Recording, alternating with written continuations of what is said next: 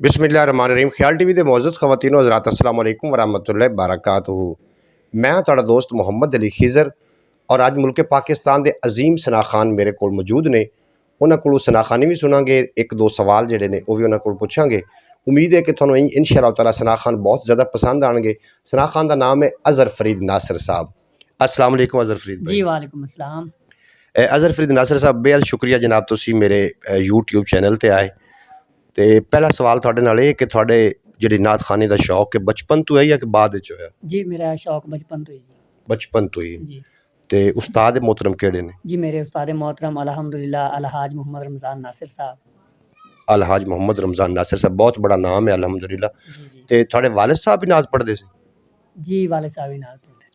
सना खान इब्ने सना खान भाई अज़हर फरीद नासिर साहब दे कोल नात रसूल मकबूल सुनते हैं। उस तो पहले एक शेर मैं थोड़ी समत दी नज़र करना कि दुनिया उत्ते हबीब सी जदों आए, सुबह आ रही सी रात जा रही सी, कीते खिजा ने बिल्कुल गोल बिस्तर, डेरे आके बहार जमा रही सी, जिदे लई तखलीक जहान होया, रब ओदा ज़हूर फरमा रही सी, वेले सुबह दे बागां दे विच नासिर शबनम फुल्लां नूं वज़ू करा रही सी। आओ नाते रसूल मकबूल सुनो और अपने सीने नूं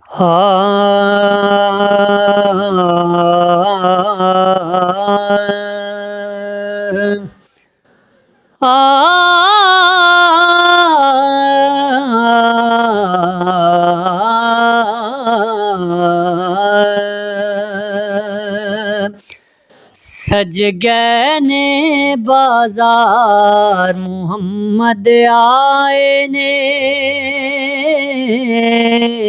सज गए ने बाजार मोहम्मद आए ने, मन मोने मन ठार मोहम्मद आए ने, सज गए ने बाजार मोहम्मद आए ने। और आमना चन भी वेखे अज चन तेरे नू, चन तेरे नू अज ते सोने हाशमियां दे वेड़े नू, अज ते सोने हाशमियां दे वेड़े नू, लग गए ने चन चार मोहम्मद आए ने, सज गए ने बाजार मोहम्मद आए ने। और रब ने वंडे लाल मावा हस पईया,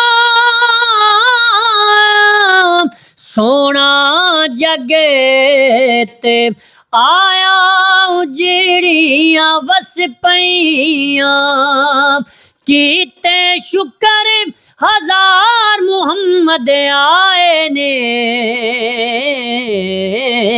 सज गए ने बाजार मोहम्मद आए ने, मन मोने मन ठार मोहम्मद आए ने, सज गए ने बाजार मोहम्मद आए ने।